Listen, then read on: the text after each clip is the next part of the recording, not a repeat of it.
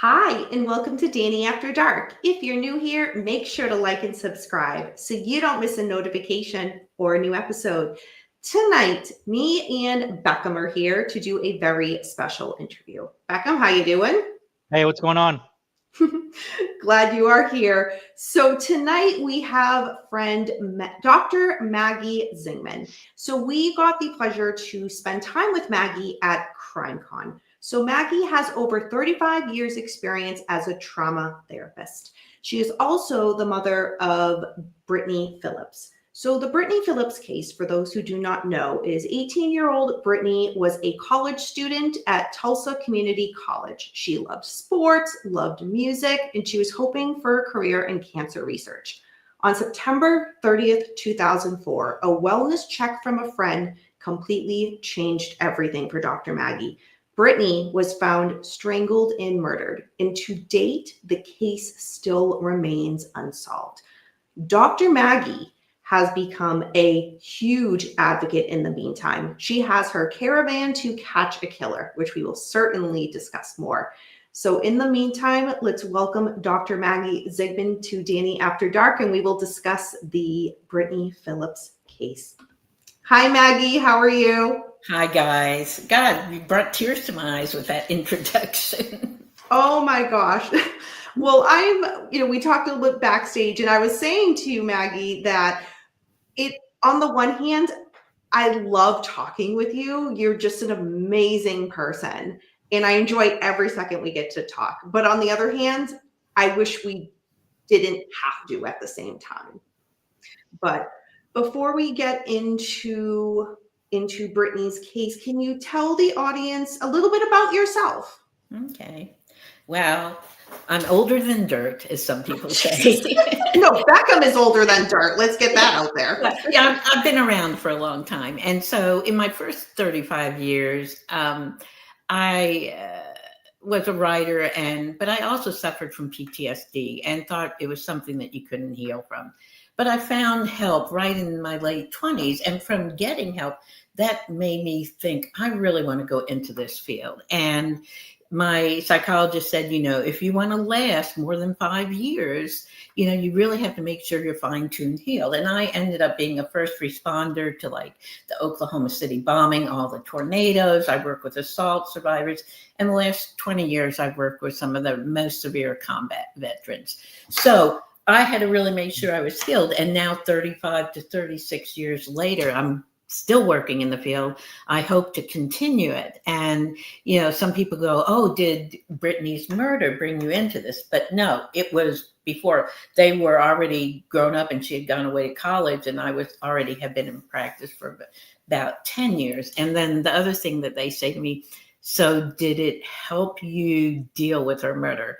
And I said, initially, no, nothing can help you. It did give me, and I'll probably talk about it later, it gave me knowledge of pitfalls to fall into. And a lot of times when I'm working with homicide survivors, I talk about some of those things that you can get caught in, like the what ifs and the if onlys and things like that. So my background did give me a path in here, but all the other paths sort of came together. And I've always been a writer. That's what my undergraduate degree is.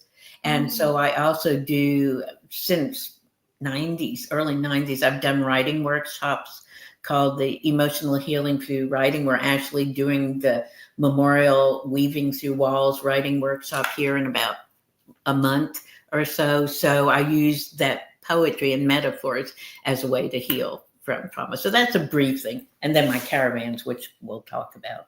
So that is incredible. I was not aware that you were one of the first responders for the Oklahoma City bombing. Wow, that's crazy. What was that like from your perspective? Well, it's interesting because it really was one of the first disasters that brought people from all across the U.S. We are Middle America in Oklahoma, and Oklahoma City is called the Crossroads. And so one of the issues that we just started dealing with, and it really helped later with 9/11 and everything, was all these people were coming from out of state and stuff, and they were trying to do them in shifts a week or 5 days because it was just so horrendous, 165 or 175 people blown up and killed and stuff. And so they were going home. And we had a lot of people volunteering, but I was one of the more advanced. And so I created a hotline and sort of a triage for when they were calling back in after they went home going, I don't know how to explain what's happening here. It's what a lot of people talk about when they come to our tables. And so part of that was helping them deal with that, because we hadn't really trained people very much. We just were sort of evolving the training. And then too, in the first couple of days, it was dealing with some of the first responders, again, nurses, doctors, people who other than somebody who's been to combat, people really we hadn't had a lot of these yet. And so I actually ended up working with a nurse briefly who, I don't know if you've ever seen the picture of the Oklahoma City bombing in time. From that thing, there's a fireman holding a little baby. Oh, yeah. Well, that fireman would not let that baby go, because that baby, he was holding the baby together, and that nurse had to work with him and calm him down. But then she, also was so overwhelmed. I mean, I'm sorry to do such heavy things, but it's my line of work, Yeah. But so it really taught us a lot. And I think by 9/11, we knew a lot more about how to help the first responders and people who were dealing with these things. Because even 9/11, it's much more, unfortunately, familiar now, because every time there's a disaster. So yeah, it was, I had started in 1991, but never really had much until the 95 bombing. Yeah. Wow. Yeah, it's just so, it just shows how the field has evolved and changed over time for the better, giving the resources to the first responders, because it's traumatic, absolutely traumatic. So, well, and you and I have talked about this a bit too, and I think it's important for the public to understand this, that, a lot of times we think about the families, or we think, about, friends, and everybody's affected by it. But, when we're looking at CrimeCon, you've got podcasters, you got news reporters, you got firemen, you got policemen, lawyers. There's all this secondary trauma, going on. And I think we need to also attend to that in these true crime areas, because it feels good to help people talk about stuff. But if you're not aware of what's also going on in you, and because unfortunately almost everybody has some trauma, that, it's important to educate people about secondary trauma and things like that. yeah, absolutely. Very well said. Absolutely. You brought up CrimeCon. So this year at CrimeCon, there was just one booth in between us, which was, and nobody was really at it very much. Right, pretty much. I forget that there was somebody between us, to be honest with you. I just thought we were always next to you. I don't know. So Yeah, like when I go back and think about it, right? So it's like you were our neighbor. We got to spend more time with you, and got to see you, doing what you were there to do, with spread awareness about your daughter's case, and on a kind of just more funny note, if you will. I will say, Dr. Maggie, I don't know what your secret is, but with Beckham, you put him to work like that was nothing. I've been trying for 5 years to get him to do the simplest task in nothing. How tall are you? I'm like almost 6'1". I know, but how tall are you? Oh, me 5'7". Oh, okay. See, you're still tall enough. I'm 5'2", so somebody looks at me and they see I can't reach things. No, it was good, because it was like that first night we met you, Miss Maggie. It was like a warm up, like getting acclimated with the process, and even helping you out, kind of warmed me up for the next that huge wave of the first day. Oh God, yeah. Yeah, Maggie, it was my first time. CrimeCon. So I had no idea what to expect. I just had a little bit of chatter, of expectations, what was expected of me. But yes, yeah, it worked out because helping you out kind of warmed up the process. Well, good. Because it Yeah. obviously helped me out because I wasn't going to be able to reach No. any of those things.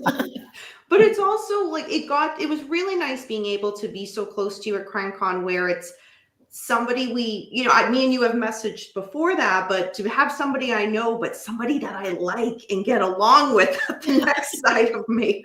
Well, luckily, I mean, you could have not liked me, but Oh my gosh.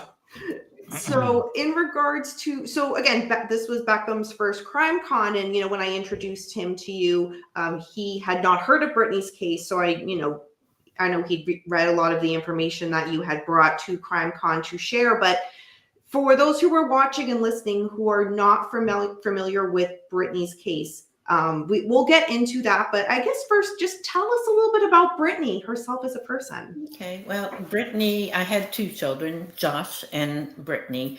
They were called Irish twins because they were born 15 months apart.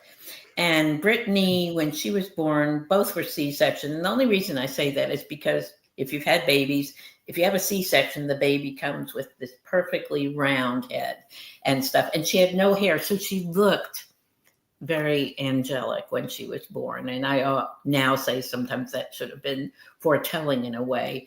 But within 2 years, she grew these long, beautiful blonde curls. My hair obviously is straight.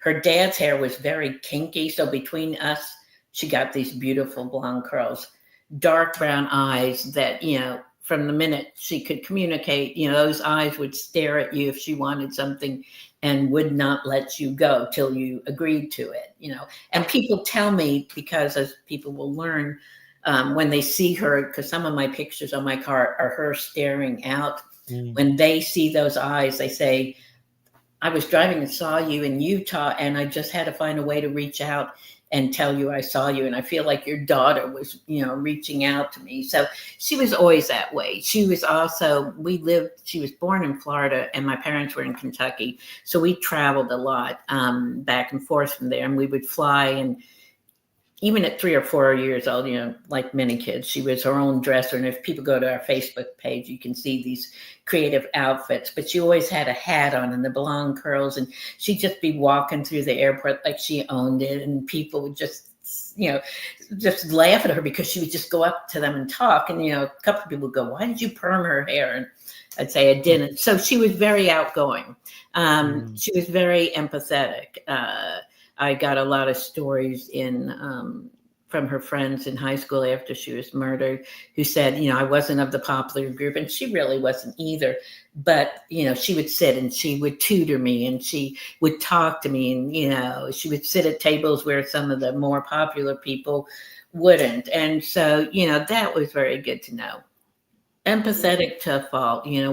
She gave people more chances sometimes than they deserved, which, when you start looking back at the makeup of a killer, could that have been, one of the issues?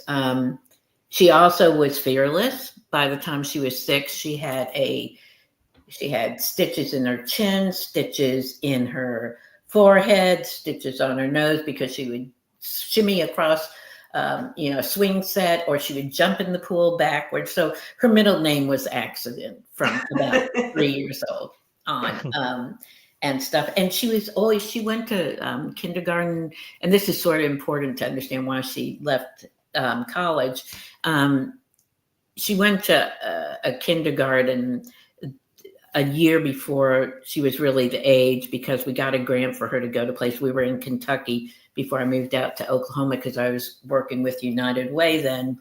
And because she went to school a year earlier in kindergarten, she was able to go first, second. So she was always a year younger than everybody else, but she was always top of her class. And she ended up her senior year getting, which was 2003, a full ride chemistry scholarship to my alma mater in Florida, which is Eckerd College in St. Pete, Florida. So, she never thought she was smart.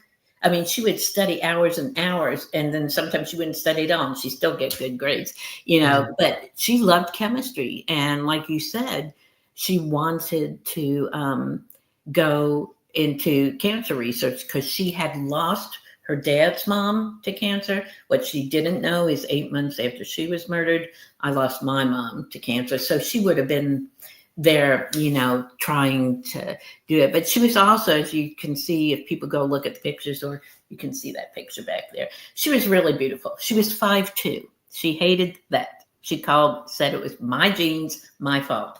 But she did some modeling. And the reason she did that was because when we were in Louisville and I was writing for the United Way, they were having their yearly campaign, which is September. And they did a photo of small children, Native American, minorities, old, youth. And so it was a group picture. And she was part of that. And so her face, both separate and in this group picture, was at the airports, on all the buses. They were just starting to wrap buses. So, she thought she was famous. And so she wanted to continue to do that, which she did a little bit out here in Oklahoma. But, she was 5'2". So, she wasn't going to do it. And she did unique modeling, let's say. So.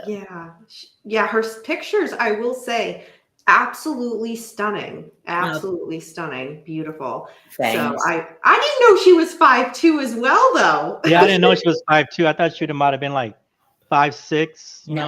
Maybe 5'1", 5'1" or 5'. Oh wow! Yeah. She was still a little bit shorter than she might have gotten taller. My son's, relatively short for a man, I guess. He's 5'9" or 5'10", so he, of course, is taller than me. But her dad was only 5'10", I think. He wasn't that tall. So, but yeah, she was quite short. Which, she had a beautiful physique. But if you just saw her face, like this picture, I have another picture where there's 3 pictures. There's this purple picture. There's a picture of her in a white shirt, and I'll post it on our Facebook page later. And then there's a picture of her with pigtails. Those were all the same day. It was actually, we did a photo shoot so she could have a card when she came home in the spring. But yeah, she was only 5'2" and stuff. And so she was down at Eckerd for that year as a freshman and came home. And that's when she went to the junior college. So that's somewhat of a history. Yeah. So what was Brittany into? Being just a kind of regular teenage girl, was she into sports? Did she play any sports? Was she into music? She's into boys. Yeah, I always say she would have had a PhD and probably 3 children by now. Well, like me, I truly believe some things are genetic. And I danced my whole life. My sister didn't. She didn't seem to have any natural talent. Brittany, from early age, danced and was in gymnastics, and she just had a natural talent. And I have some pictures from that. What was really neat was when we moved out to Oklahoma, because I've always done theater too, she acted and danced in shows with me and stuff. And she stayed with gymnastics till about, I don't know, 6th grade, 7th grade. But then, she was into her studying, but she loved doing sports. And then she played flute for a couple of years. Her dad played flute, and I played cello and mandolin. But she also, I don't know why, but when she was in Stillwater, which was probably about, I don't know, 5th grade, 6th grade, maybe 7th grade, she threw discus. Little thing, threw discus. So, she did a lot of things. And she, she was very creative. She actually, in 95, which would have made her about 9, she went up with me to Oklahoma City, but this was after about 2 weeks. So we were just sort of manning the hotline. But by the time, that was one of the first places that they started doing the fences with the stuffed animals. So after she came up with me, she came up and brought animals. And, she was old enough to know that there was a daycare where a lot of children were killed in that building, not just the building. and stuff. And so, she wore her heart on her sleeve. She was very mature, but she also, as we'll talk about, could get very upset, like she did the night when she was at the med center before she went home and probably got killed. Yeah. So let's talk about that. So what happened leading up to September 30th, 2004? Okay. So she had come home in May. I was living farther away, buying a house about an hour away, because I just got a job at a female prison in Oklahoma. And so I was coming back to Tulsa, but staying in a hotel during the week while I was working there. So she came back from college because she felt homesick, and also her dad lived down and he wasn't really seeing her much. And so she ended up, I would come down every weekend and help her find a place to live. So about in July, I guess, we found some apartments right next to the high school that she graduated from. And so that means she was in that high school 4 years. We never heard anything bad about the apartment. We looked at the police reports and stuff and never saw anything. Of course, they did a background check on her. And then she moved in, and she was going to the junior college because she wanted to move up to my new home in Chandler, which is halfway between Oklahoma City and Tulsa, because it was about 45 minutes from OSU, where I got my master's and PhD. And she wanted to transfer up there, but because Eckerd in Florida was a private school, she needed a few extra classes. So she was doing that at the Tulsa Junior College. Now, Tulsa has a North Campus, a downtown campus, and a South Campus, and she went to all three. So we had to look at all three after she was murdered. But she was at the downtown campus that night, and she had a late class, but she didn't. Some people have reported that she went to the med center and then she went to her late class, but that's not what happened. She decided to not go to the late class with her friend that she rode with to school because she had this cute little button nose, but she had something called immunoglobulin B deficiency, which meant she had a lot of sinus problems, and it would just torture her. And so she went to an urgent care. She told me she was leaving school. She had called me that night, and she saw her brother there because he was at the North Campus then. And she just said, I'm going to the urgent care. Well, she called me a couple of hours later at the urgent care, and she said, I've been here 2 hours. And of course she was crying. And this is where the little girl at 18-year-old was coming up again. And she said, I've been waiting here. They won't do anything, and I said, well, we'll get together this weekend. Because by then I had the house and I didn't have a lot of furniture, but I was finally staying in Chandler. And I said, we'll get together. I'll, get you a doctor's appointment. So like I always said, just remember my smile. I love you. It's just something I used to always do. If she was there, I would hold her face in my hands and say that. But sorry. Crying is good, I'm like getting emotional. For me too. But crying is good. That's part of the healing. I cry whenever I feel it. So I said goodbye, and I was on call that weekend because I'm a psychologist, and that meant I could get called out to the female prison, which was an unbelievable training ground. But and so Tuesday night and Wednesday night, I knew she had late classes, but I still called her to see if, had she found another doctor, was she still planning to come up and stuff. And I didn't get an answer, but I didn't think anything about it because she had late classes. And so September was the 27th. And it's sort of important to remember because we'll talk about the envelope somewhat. So these dates are really important. But September 27th was the Monday night. September 28th was the Tuesday night, late classes. September 29th, Wednesday night, late classes. At least that's what I thought.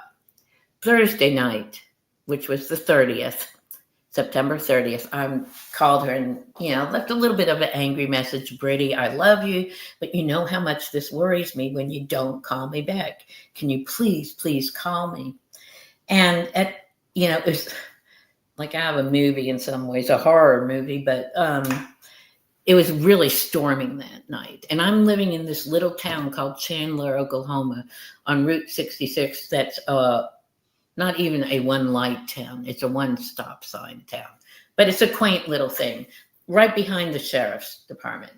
So I'm also expecting a friend from Chicago to drive in and visit me. And they were supposed to be there at 10, but because of the storm, I just assumed that they were running late, and I tried to call them. And, cell phones weren't that great back then. That's 2004. I go to sleep, and it's storming, and the house is shaking with the thunder and everything.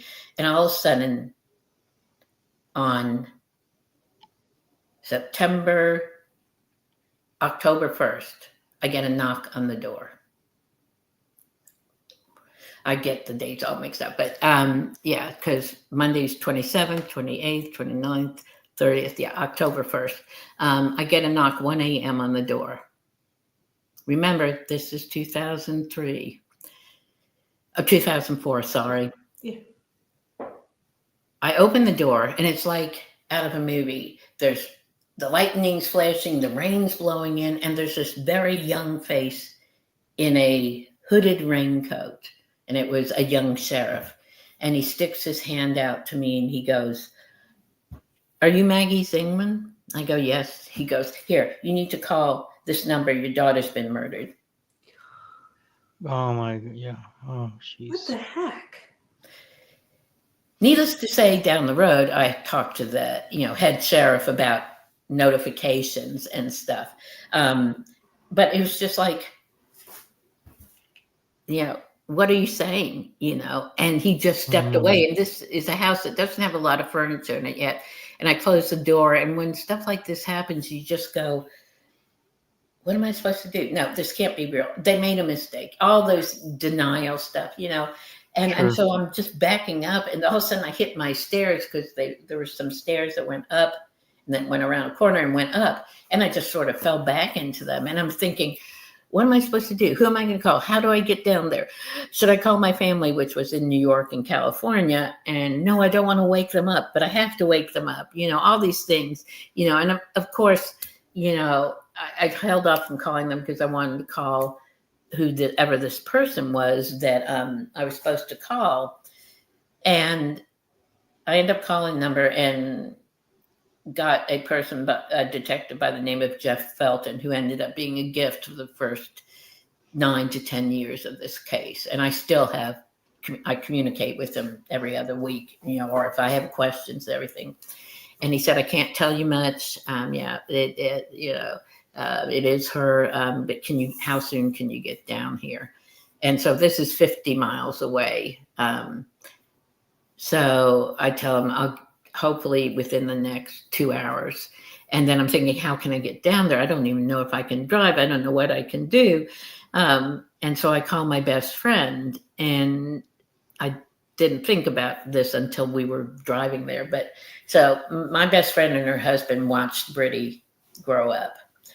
From the time we came out in 91 when I first met her. She was a writer. We were both doing classes, and I had Z Poet on my car, and she had writer on her car on our license plate. So we, found each other. So they had watched her grow up. And so I called her and devastated her, and she and her husband said they would drive up. Meanwhile, I called my parents, devastated them. They called my brother and sister, and by the end of the day, they all made it to Oklahoma, and stuff.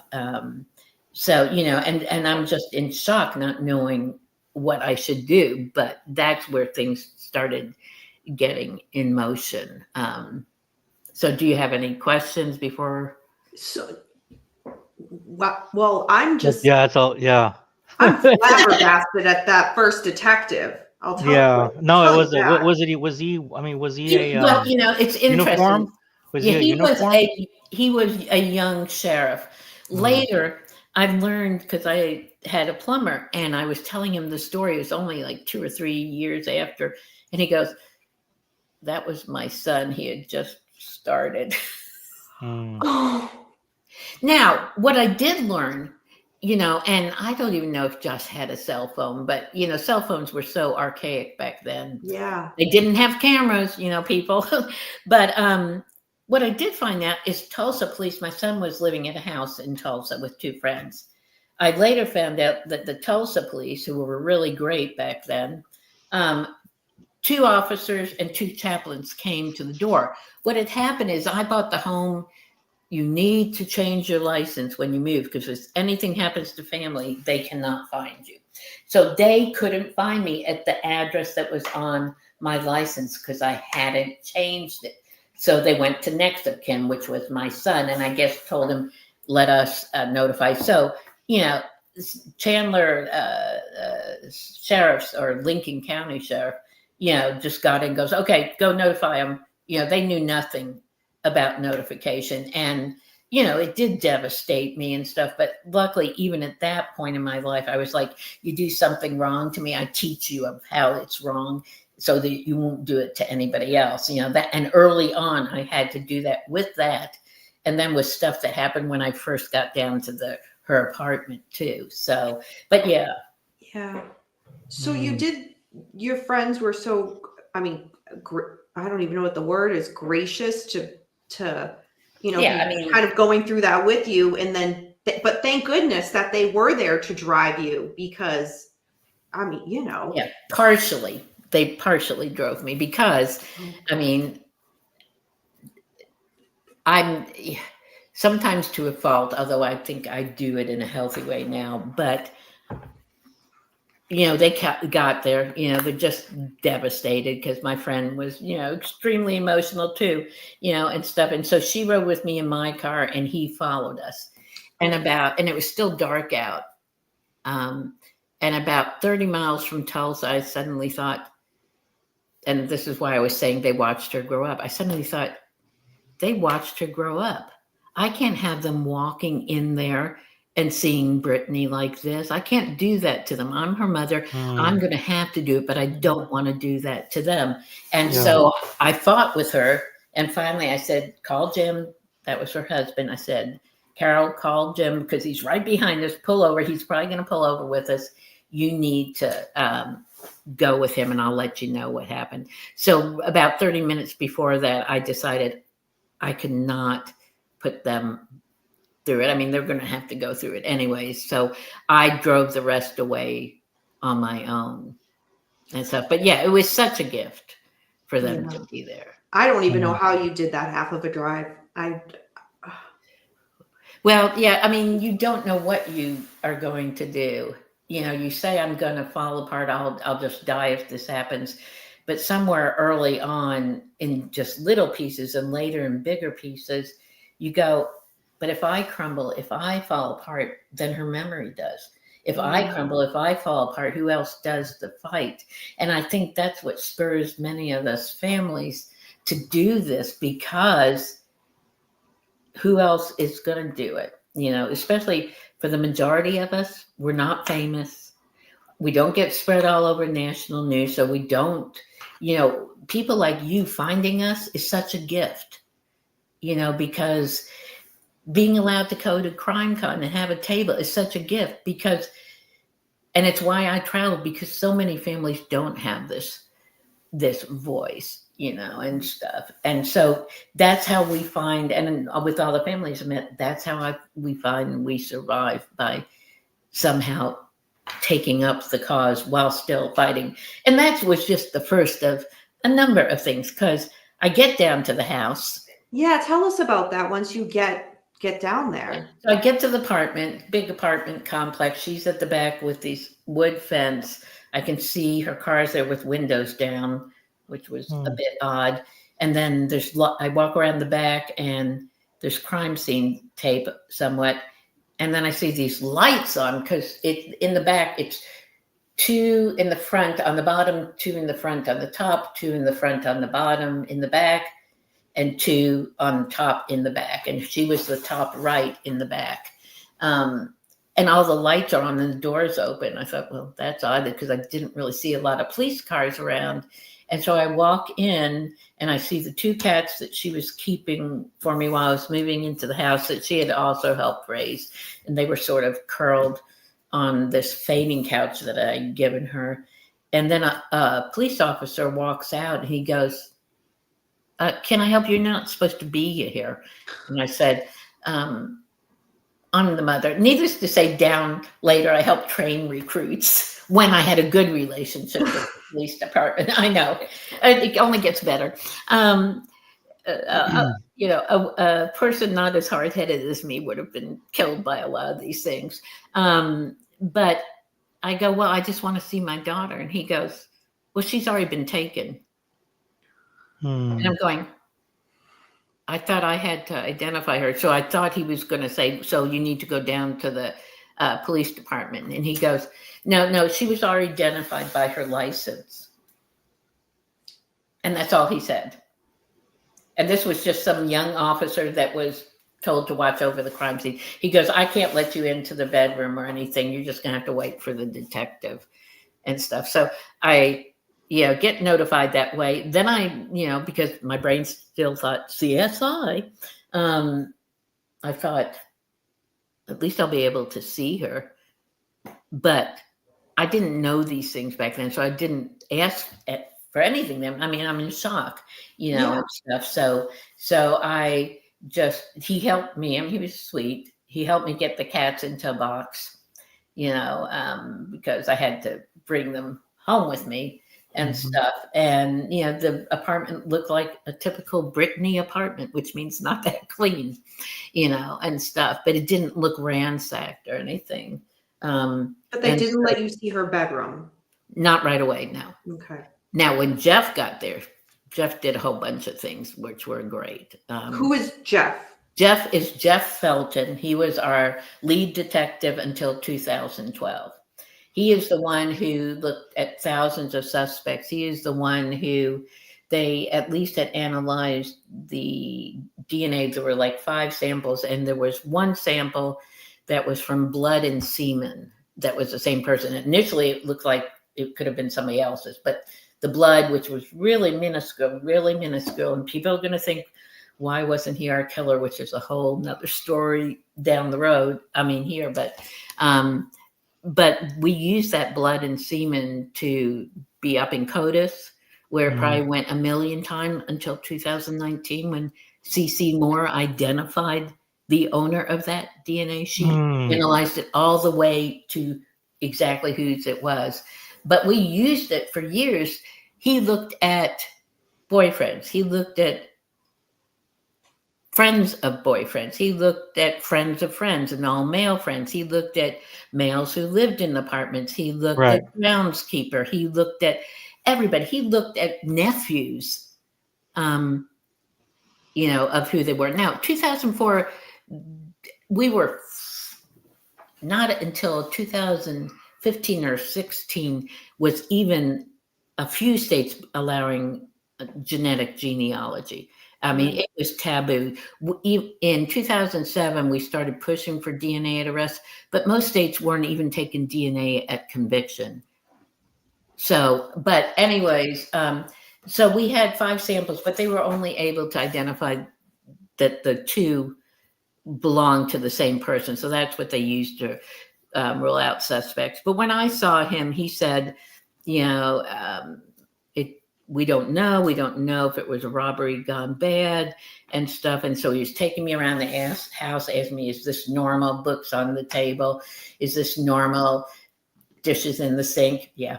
Is this normal? Clothes on the bottom of her closet? Yes, and stuff. And then he did bring me into the bedroom because he showed me where they found her and stuff. And it wasn't on her bed. It was beside her bed.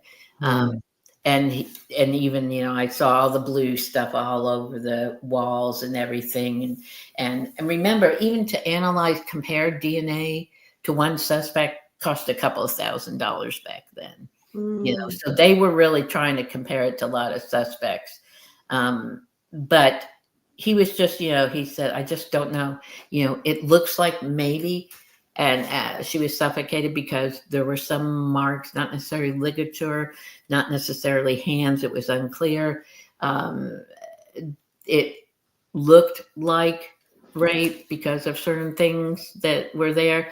Back then, to get DNA from a rape kit, I mean, they did one supposedly, but they didn't have the ability to analyze really small DNA. You know, now they have MVAC, touch DNA, you know, not to jump ahead, but with the current police department, that's stuff where I've asked, are we using touch DNA? Are we using MVAC on some of the old, you know, evidence? We're doing what we need to do. You don't need to worry about that. It's what I'm told by the current people. Anyways, going back to him, because this is a really important part. Jeff is 6'3", or was 6'3" at least. Very tall, you know, typical detective looking type of person. So he brings me into the closet, and by now he got there at like 5 or 6. And so we're probably talking till about 7 or 8. So it's light out.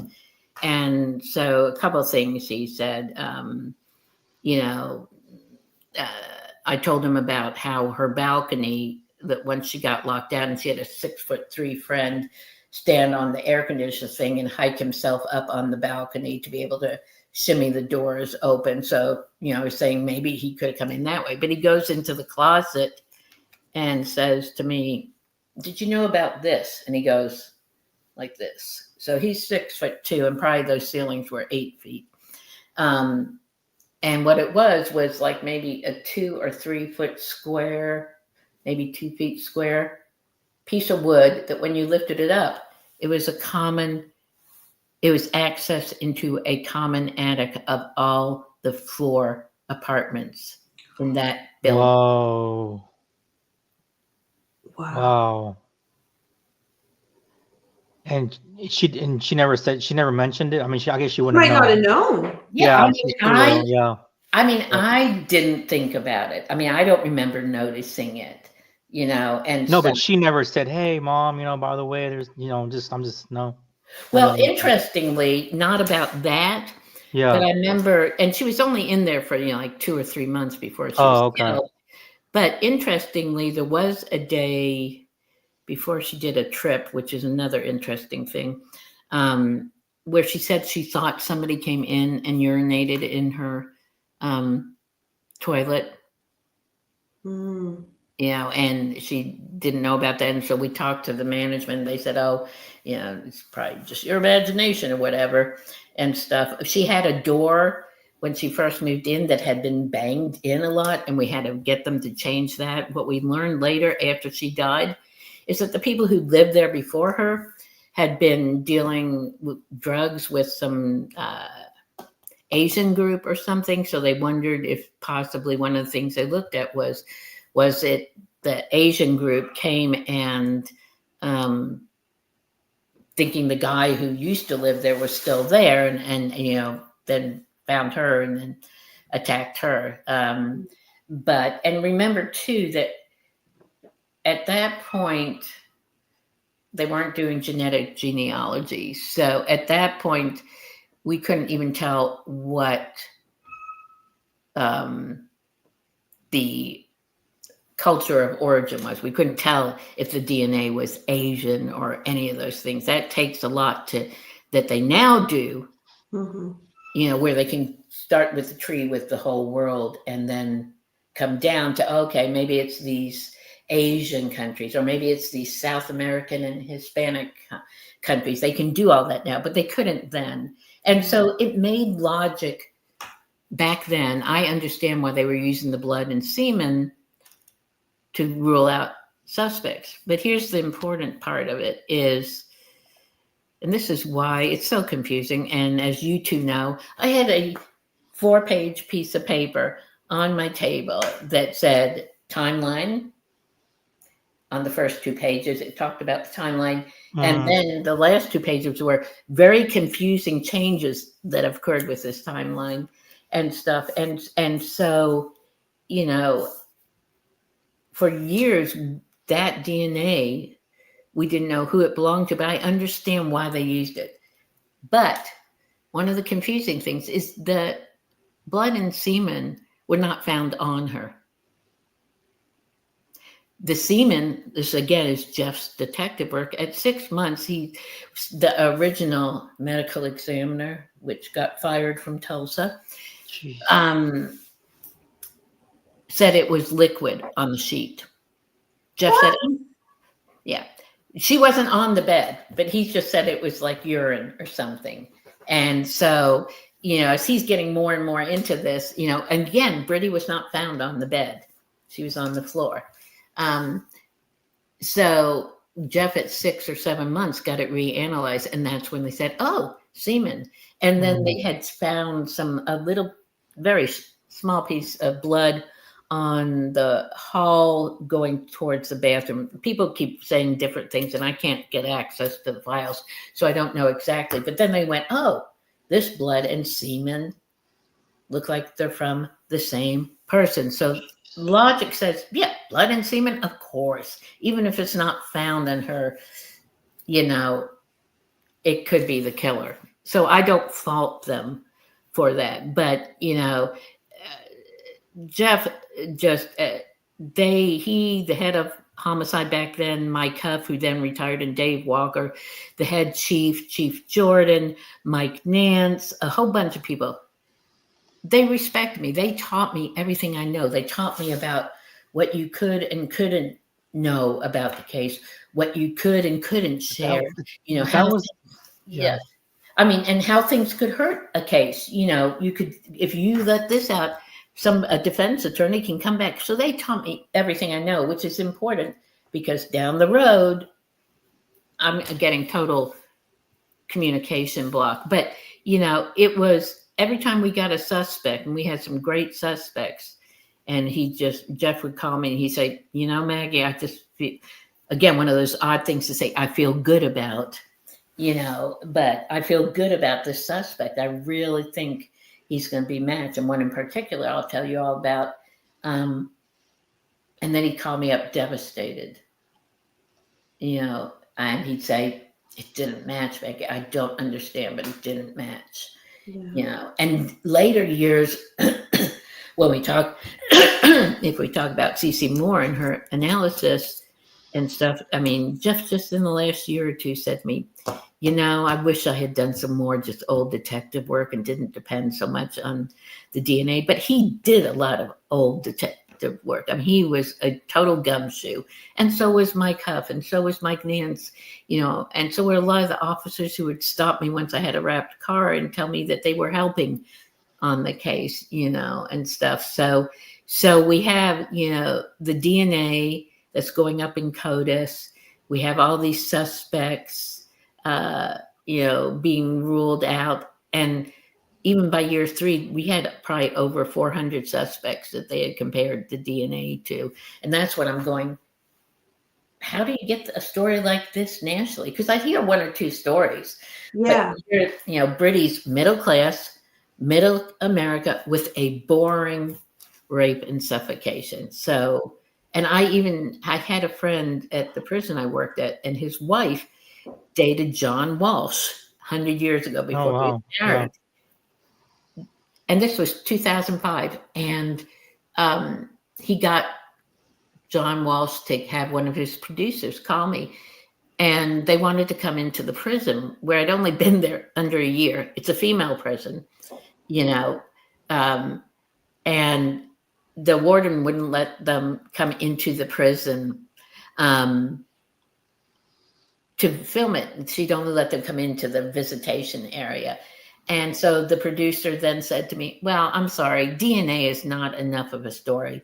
We're not going to come do it if we can't go into the prison. What I've learned later is some of those shows were going into these places to find more stories. But it was because there wasn't that national interest that I tried to design my own way of getting the story out. So that's up to 2007 is when the Caravan started. So what do you want to know? What does anybody want to know? So I do want to. Okay, go ahead. Got his hand up.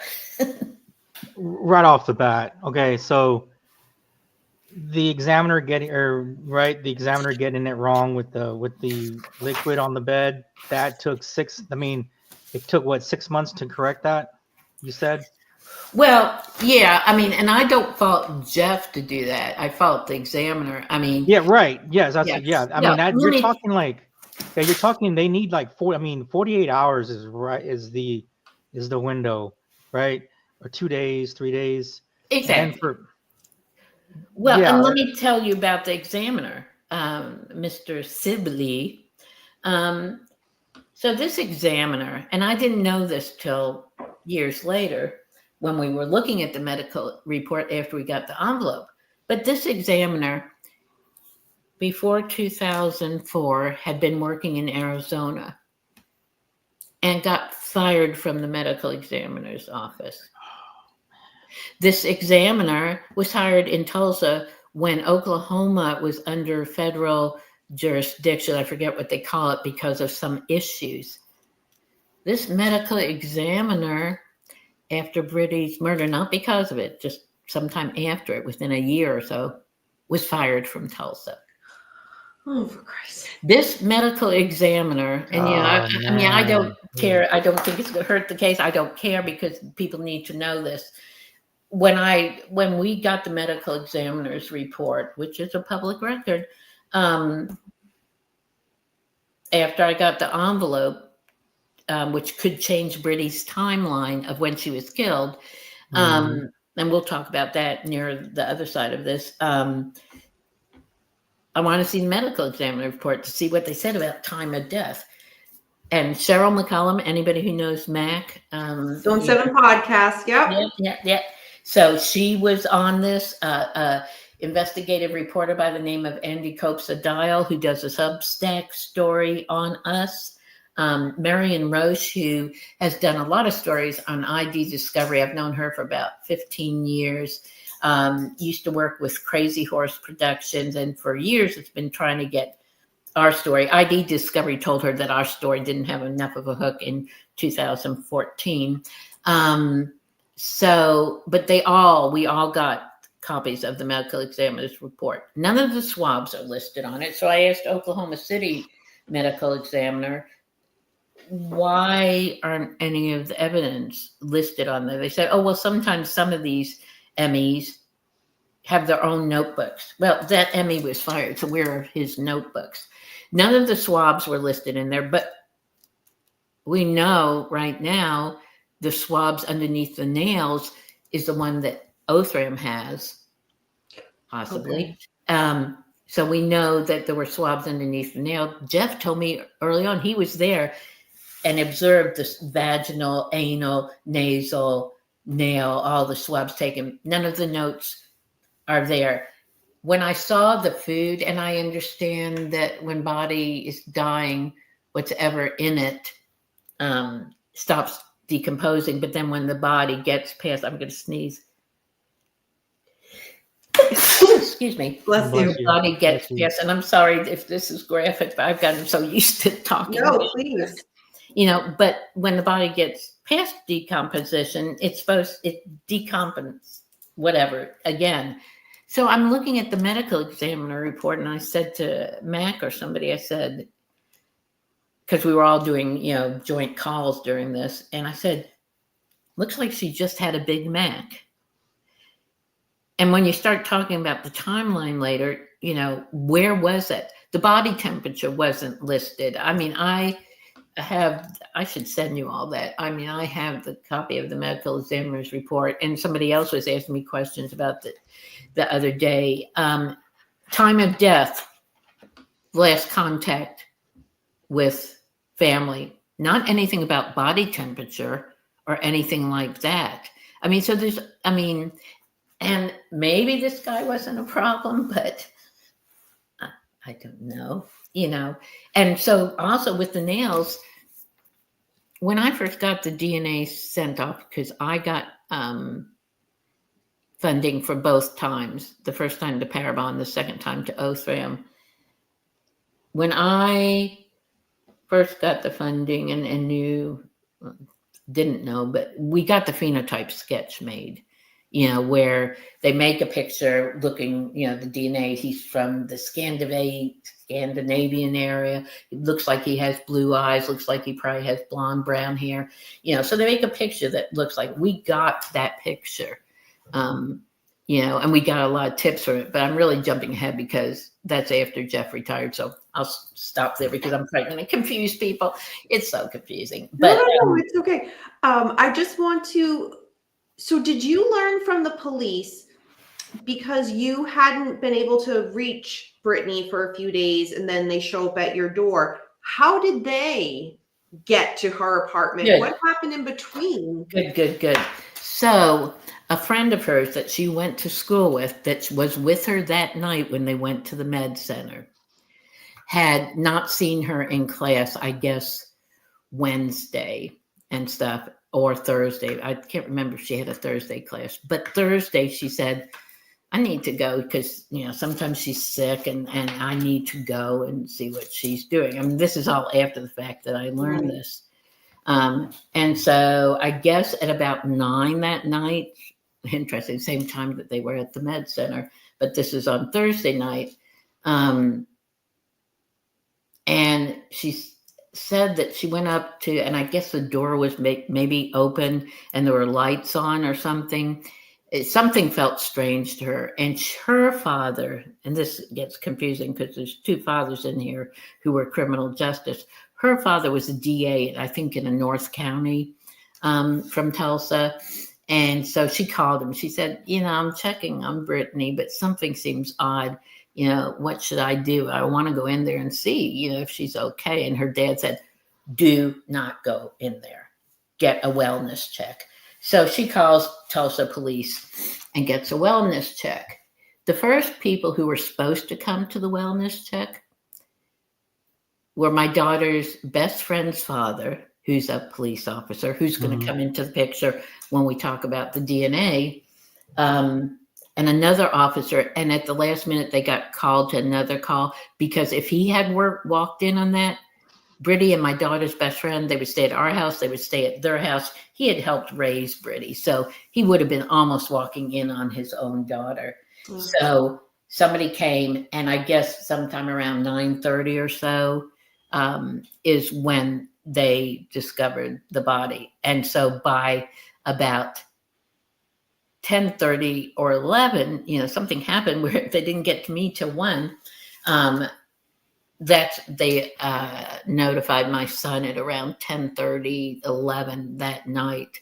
And Josh is just an emotional child. So he was very emotional, but he's like me, he was at the funeral and everywhere, was taking care of everybody else. But, and so somehow from that 11 o'clock, and I'm just knowing Jeff and how he was, he probably told them to, do it in a good way. And, here in the middle of the storm, I get their youngest, sheriff. So there's that sort of answer of how it was a friend missing her at class.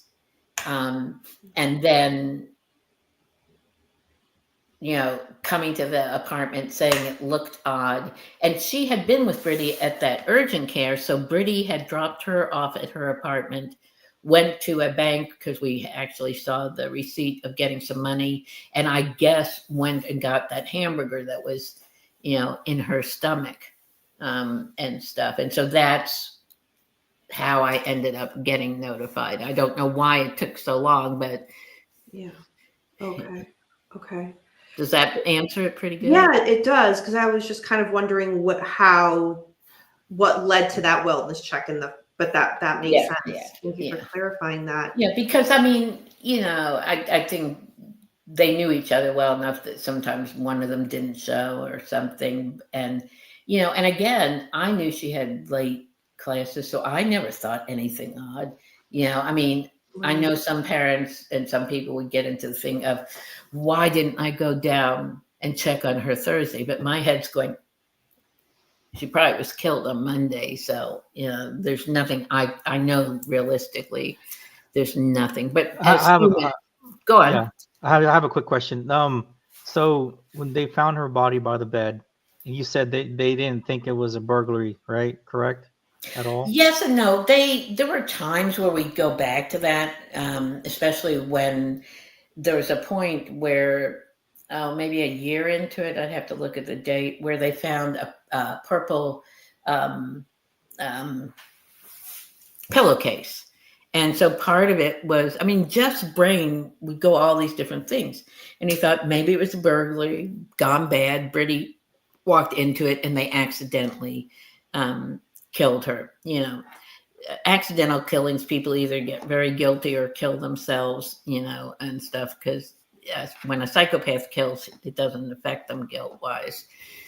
So, you know, but one of the profiles we'd said was somebody, you know, who suddenly changed, you know, maybe was into drugs, i.e. stealing for burglaries, you know, and stuff. And maybe suddenly, you know, has become suicidal. You know, we were looking, he did not say no to anybody's. Just like where you know, where like say a book bag, a purse, was anything accessed?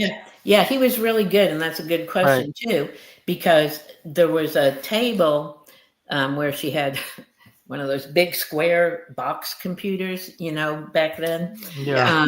And a table, and there was a little dish on that, and it had a bunch of rings, inexpensive rings, actually, the one I'm wearing right now.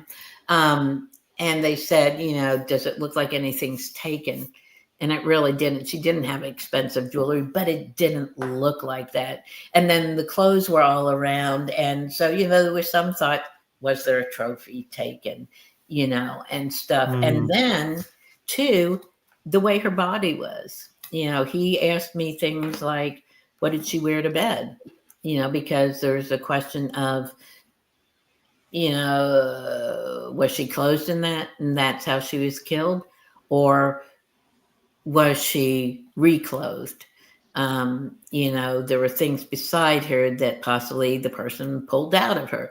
And, you know, there was different things that, you know, he really asked a lot of questions, you know, and her clothes were very messy. And so when he said, is this typical? I said, yeah, it probably is, you know, but even out on the little balcony, you know, he looked out there because the balcony is faced townhomes, and one of the townhomes right below the balcony across from it had a dog that would bark at me every time I sat on that porch. The neighbors didn't hear any barking, so somebody said, probably knew it. Maybe it was maintenance or something. So that's what I've been thinking this whole time since you started, and then you kind of really sparked with that the access of the above the, where was that? Her closet? Where was that exactly? Closet. Yeah. Oh, so, yeah, that's very odd. Yeah. And interestingly, you know, that the apartment complex at year 2, because we kept posting posters, they tried to kick me off and stuff. They changed their name. It was called Glen Eagles when she moved into it. It was called Glen Eagles for all the years she was in it. It's now called Somerset at Park at Union. And they told me at year 2 when I complained that they were kicking me off of, you know, free land. They said that they were bought out by people. So that, you know, common attic thing, there were some students who did a senior class, criminal justice, did her case, and they all had case books. One really unique kid went pretending he was looking for apartments and took a picture of it. And I think when he took the picture, it was still common access. I've learned since now it's not common access. But you're talking about telephone wiring, because they were still plugging, you know, electrical cable. So he was looking at cable people. He was looking, you know, she lived near a mall and stuff, which comes into the story later. But he was looking at a lot of these pop-up phone places where you get the address, you get the name. Brittany, from the back, looked like a 14-year-old. When you saw her from the front, she was very well built. And so, you know, and usually in that world, there's so much turnover. Talking about the cable and wiring and all. Yeah. Man, I used to, you know, one thing that I always, because, you know, having the jobs and moving around myself, I've having the cable guy come and you know, that they're getting access. You have to let them in your apartment, right? Because they have to go into your closet, or they used to have to go in your closet, install and especially back then, everything was bigger. The equipment was bigger, right? For the internet and everything, phone line, whatever you purchased. And they had to go into your closet, or they had to go, into your intimate places, your bedroom, your closet, whatever. Exactly. And I would always, I don't laugh, but man, I would always just put a gun on the kitchen, and just leave it sitting there. Oh yeah. And so they could see it. And like, I've had a couple of guys be like, oh, yeah, man, I see your piece there. But I would use that as a deterrent, you know what I mean? Like, just so that, I mean, that's what I loved about. You don't know, Yeah, that's what I loved about Jeff, because, he knew, he looked at all those things. Right, and here's the frustrating part, which again has to jump ahead. But all those people that he compared that DNA to, when we identified the exact person who that DNA was, and they said he wasn't our killer. And this is after Jeff has retired, and the second detective is shutting down more and more, and we started to move towards the third now detective. I started going, so doesn't that bring, and the reason it killed me when I was told that, I said, doesn't that bring us back to ground zero? Meaning every single damn suspect that we looked at, that we used that DNA for, that actually now I know is most likely not our killer because of certain things. But even if we just assume he's not a killer, that means you have to go back to every suspect and reanalyze them.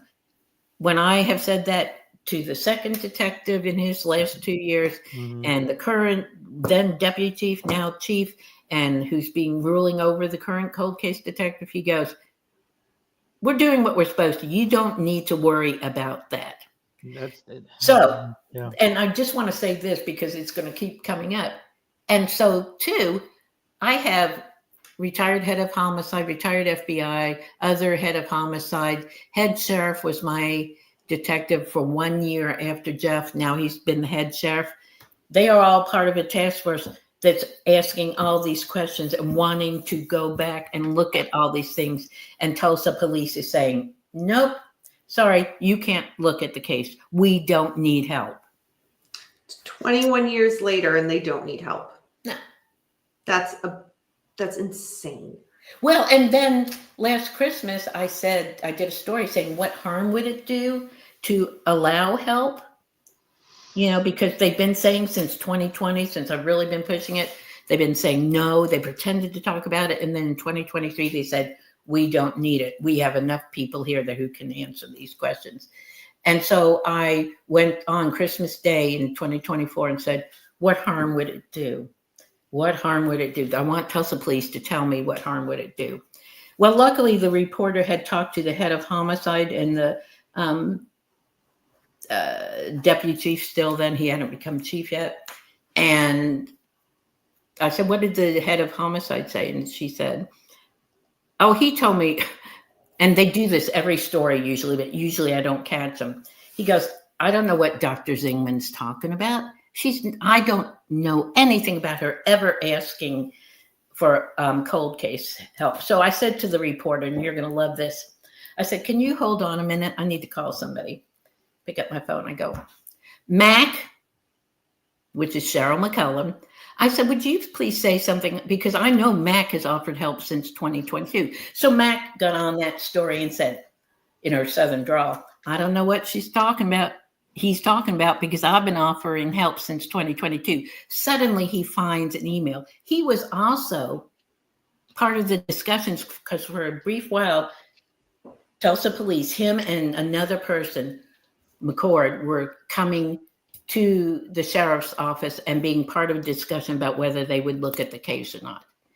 But they keep doing this and saying that certain things aren't happening when they are, and so it's just crazy. I know I'm jumping all over the place. No, that's okay. That's okay. So Shelly is in the chat. You met Shelly as well at Crime Con, Beckham's girlfriend. So yes, I did.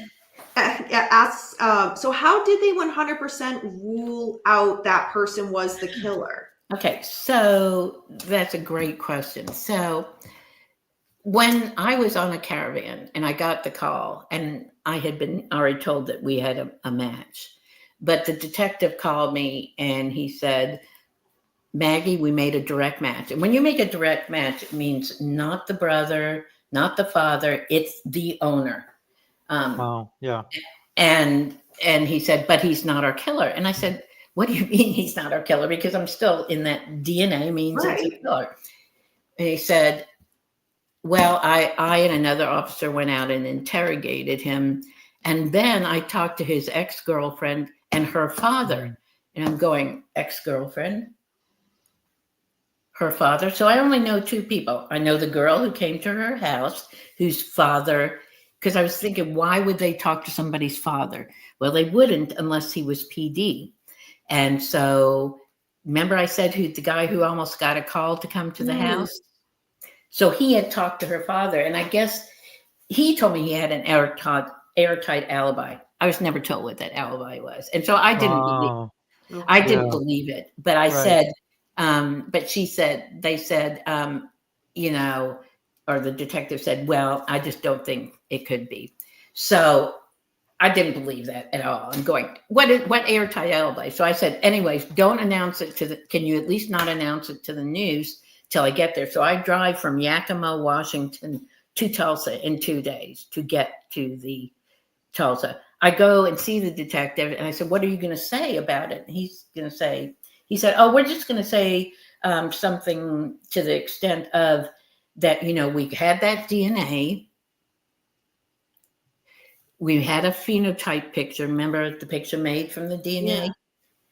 And we got a tip from the picture and it wasn't our killer. I said, but that's not what happened. What happened was C.C. Moore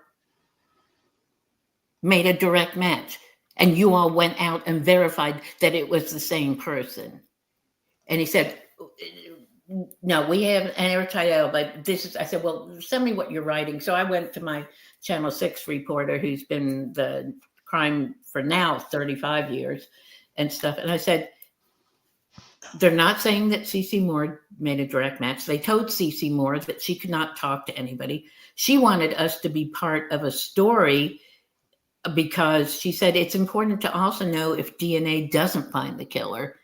They've never let her. And because they're hired by TPD, they couldn't. So I didn't believe he wasn't because they weren't giving me any evidence. What they did remind me of, and this is a part of it, is that both my daughter's best friend and her boyfriend, because my daughter's this sweet little 18-year-old who had a 17-year-old friend who had a boyfriend, she let her sleep over when she was, when she and her boyfriend, because her dad was a cop, she wasn't going to just sleep. So they had slept over there that weekend and maybe the weekend before. So there was some logic why. And then supposedly Kara gave, the girlfriend gave her DNA and her DNA was on the sheet too. So, and I only found that out maybe months later, but I still didn't believe it. So what do?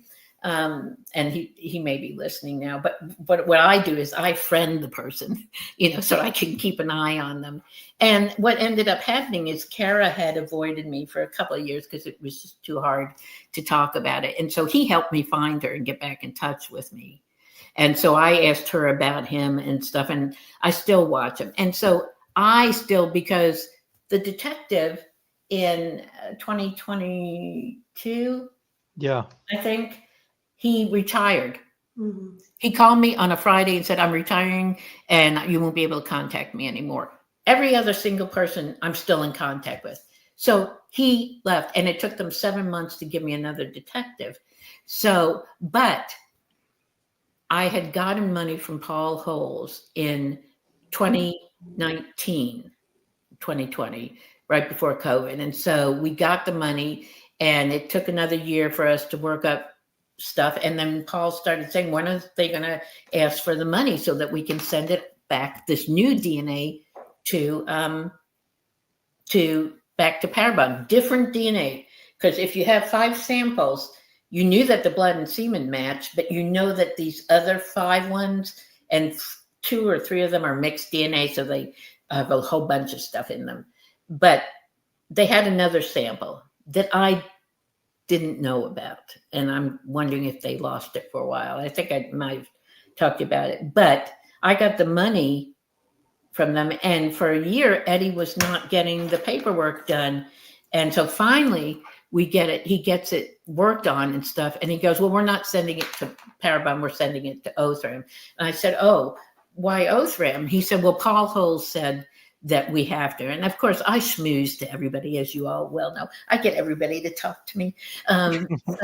But I called Paul, and he said, "No, we recommend him because he now works with them." He said, "But I never tell people we get them funding that they have to go in anywhere." What I figured out is, since they weren't letting CeCe Moore say that she identified the direct match, and they weren't letting her do any media, that they didn't want it to go back for some reason, because that would be part of the story if she analyzed somebody new, but and stuff. But the other thing I knew is that I finally found out through many ways that it was underneath the nails. So when I found out it was underneath the nails, I'm going, okay, it doesn't match him. We know that. What do we know about nails? Defensive. Sure. So my brain's going, why didn't he send it out the first time? Or why didn't I know about the nails? So then it brings into that whole thing. Were those things because Tulsa has lost evidence before? So, so finally in 2023, I get a call from the then deputy chief or an email that they had finally sent it to Othram, and so when I knew it was the nails, I was feeling a little bit more secure that I knew it didn't match the blood and semen, and the blood and semen had a sort of story, and so that's when I started going, well, okay, maybe even though I'll never know the alibi, at least it's looking less and less, because underneath the nails, that's almost always going to be it, because that's defensive, right? And I think there were evidence of her being up against the wall. So Shelley, did that sort of answer it? Yeah, no, that absolutely does. So Othram has the DNA from her under her fingernails? Yeah, they've had it since about 2023, mid 2023. And here's the thing, it took, when CeCe did hers, because she would sort of help me understand about it, the first time she did it, you go down the whole world, then you get into maybe a certain area of cultures, and then you have to look and narrow it down, and you go down these trees and up these trees and down these trees and up these trees. And the farthest that she could get the first time was like a 17th relative. And when they start doing a 17th relative, they go, okay, do any of your suspects look like this? And let's compare it. And nothing was happening. But then more and more databases were coming. So, it took her almost, she got the phenotype picture came out in 17. She identified the DNA in August of 19. So it took about 2 years to get the DNA, because then she got more databases, and she was going up and down the trees, and then she got to uncles, and then she got to grandparents or whatever, and then she got to father, and then she got to him. So, here's the problem. And I've been told what I found out is true. There are certain databases that are limited, meaning those populations do not submit to 23andMe or all these things, or they may not even, and then of course in CODIS, that's the criminal database, then you have Navy and Army and all those things. But you have certain cultures, if you have DNA that gets to maintenance means you've run out of databases. And so you maintain at that level till more databases come in. certain databases reach maintenance. Those databases can be some of the population, South American, Hispanic, Asian, Native American. There's certain populations that are very limited, either because they understand the genetics, because they've kept family records, or they don't because of, the South American Hispanic, just for years have been fearful of, putting stuff into databases and everything. So if I'm at maintenance with this current DNA sample underneath the nails, that means it's probably one of those populations, which again, that young man, as my daughter's best friend said, he's about the whitest Oklahoman you can find, no native, no anything in him. He's just pure white Caucasian, And so again, these little things, do I say never that he's not, but the story and the fact that underneath the nails is at maintenance, and so and TPD, I've been asking them for a year because I had an idea that it was at maintenance. But TPD will not tell me. Oh, even Othram was told that, because when we presented together in Orlando, I don't know, were you all in Orlando? I went to the Orlando Crime Con. So we presented in Cheryl McCollum's ride-along and stuff. And Kristen and David were on stage with us, as was Michael and Deborah Stone, I think. And so, they said, they asked me to just, go back and talk to the detectives and ask them if they'd be willing to talk to them about some of the old suspects. Because instead of just trying to do the tree, if they could talk to the old detectives, then that would be helpful. It might save a little time because they weren't getting a lot from the current detective because he was young. He just had started. And Michael told me, he said he called Tulsa police and they said, you can't talk to any of the old detectives. You can't talk to any of the old head of homicides. You can only talk to the current cold case detective.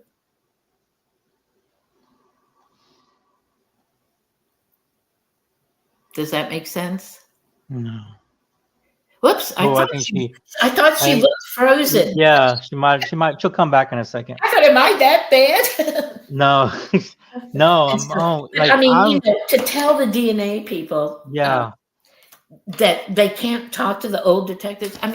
And the fact that they're refusing cold case assistance, like I said earlier. I'm not a conspiracy theorist, but this is crazy. No, I've had my experience with bureaucracy, with cases before. I've talked about it with our show. Sometimes you just meet those, those situations where you have turnover and different,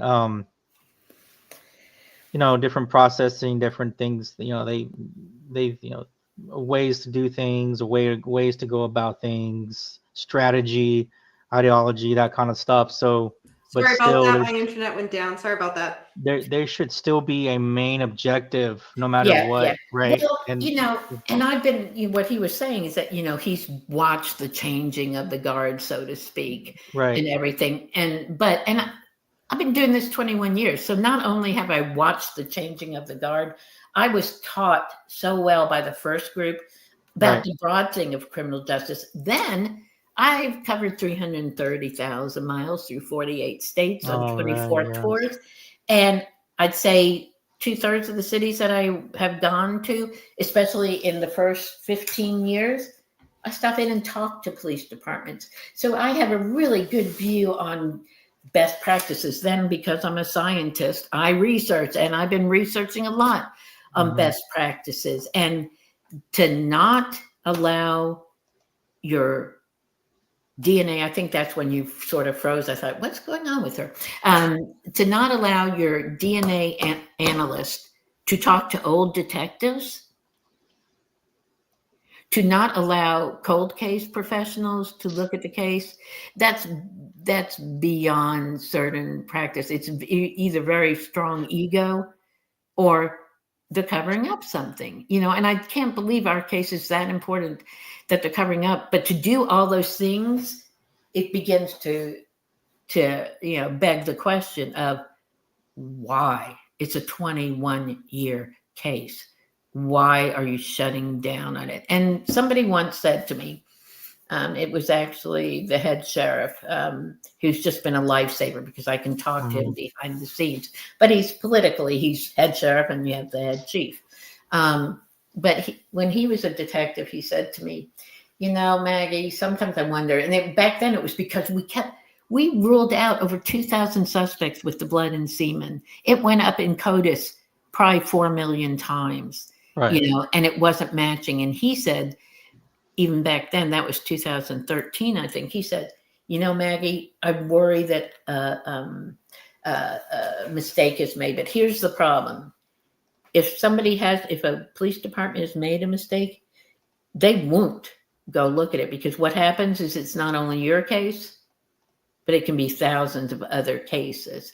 Mm-hmm. And so, it's just with the timeline, with refusing to even talk about it, to not letting cold case, there's just so many things that if they haven't done anything wrong, they're sure giving the image of it by everything blockading, and stuff. And they want to say, and if it was just me, it's not just me. I have other cold case families. And it's sort of why we did Moms Across Borders, because of that. But like I said, I can go on, and I'm probably confusing people. So I have a question, because you've mentioned a few times while you've been on tonight about the timeline. Can you speak to a little bit more about that and what you mean by that? Yeah.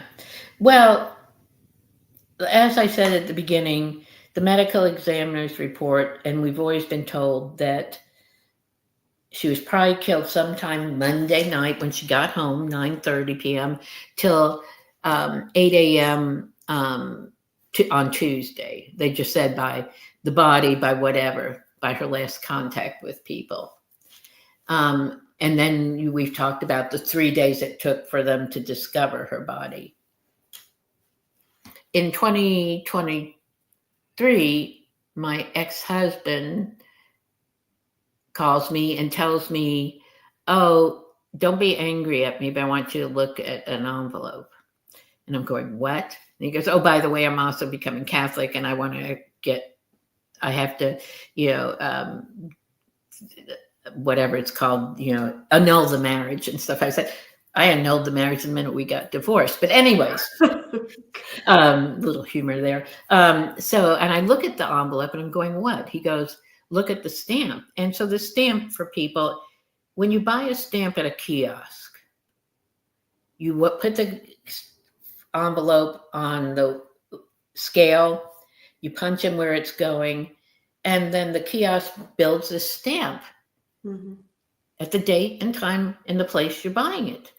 And then you either put your envelope in there and it prints it, or it shoots out this little white piece of paper that you peel off and put on your envelope. So remember, I said killed the 27th, 9:30 p.m. to the 28th, 8 a.m. Yeah.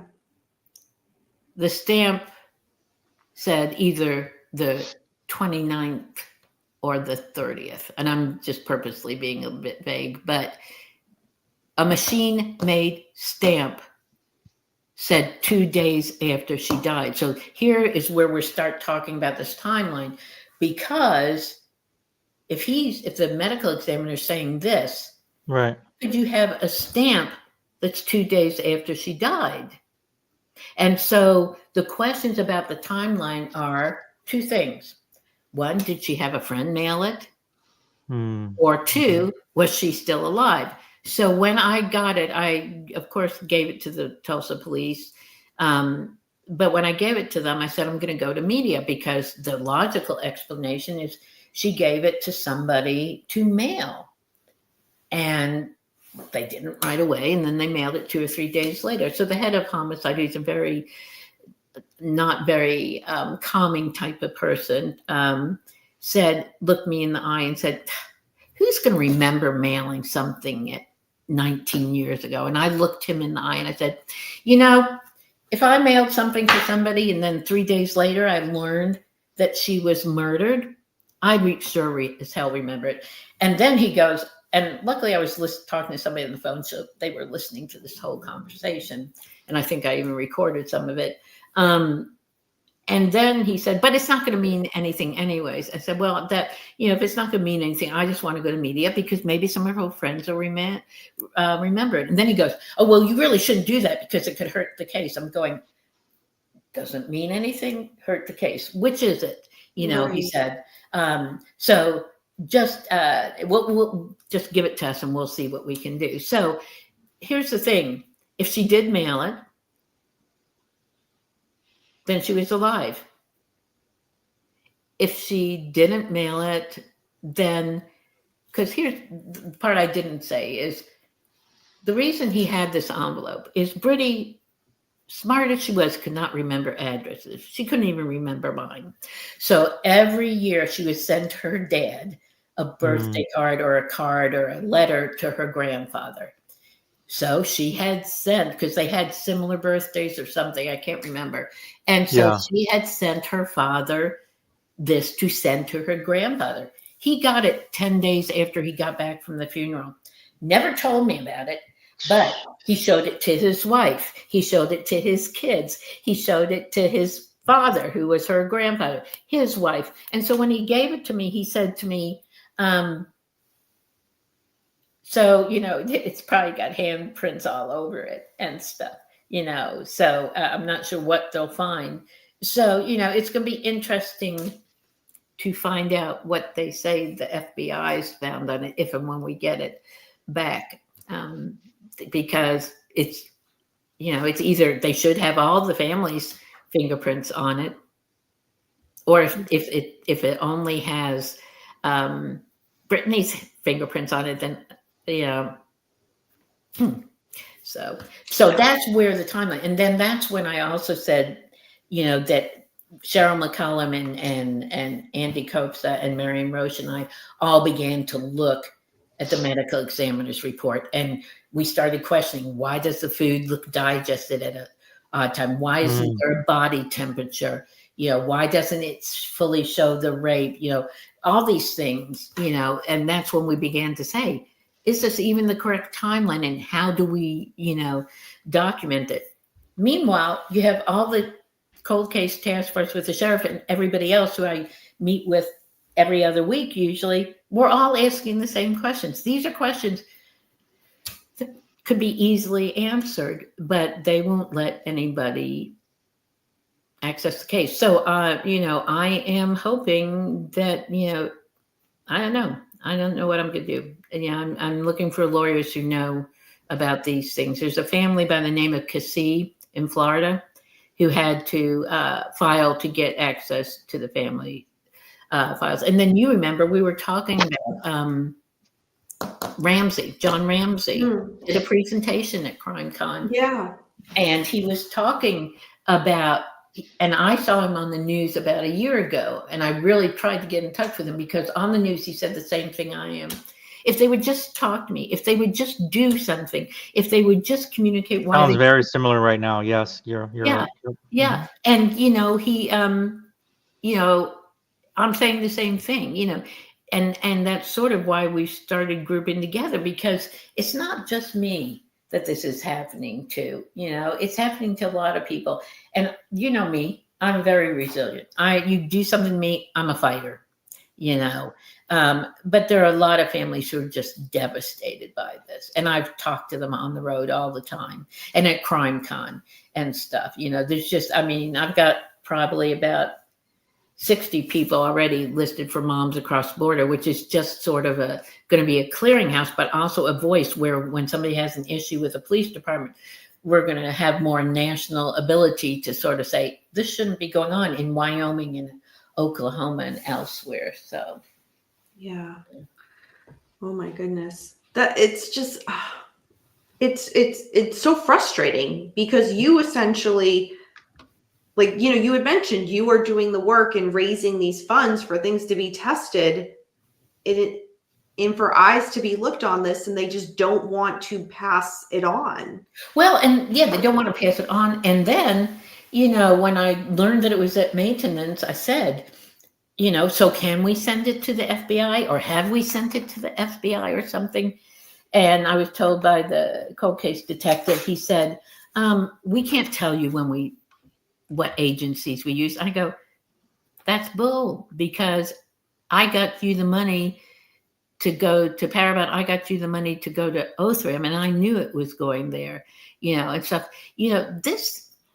The thing that the good police departments, our police department for the first 12 years, is this is the family's case. Don't treat it like it's your police department's case and we can't be involved. The majority of us will protect what we need to protect. Best practices, one of the research things that I always bring up is, they say that detectives have better luck at solving cold cases when they have a good relationship with families. Our chief right now says he doesn't want his detectives talking to families because they need to focus on the case. But all research shows that the cases that get solved are the ones where, the detective has a relationship where it's, maybe it's once a month saying, I'm thinking of you, nothing new, or if they ask the question, they go, well, I can't answer this part, but I can answer this. Mine, they write me back once every 6 months. But when a family is feeling comfortable, they'll be going, I remember something. When a family's going, why won't they talk? What is going on? What is going on? It blocks those memories from coming up. So best practices and all the research shows that the better your relationship is, the more the case will get solved, and stuff. But also, you're going through such a loss and you want some type of answer. And just to even feel that you're being acknowledged, that you're not forgotten, that Brittany's case is not forgotten. Just that little gesture would go such a long way. I even say to them, because I understand, just like you, whenever I email them, I go, I know you're busy.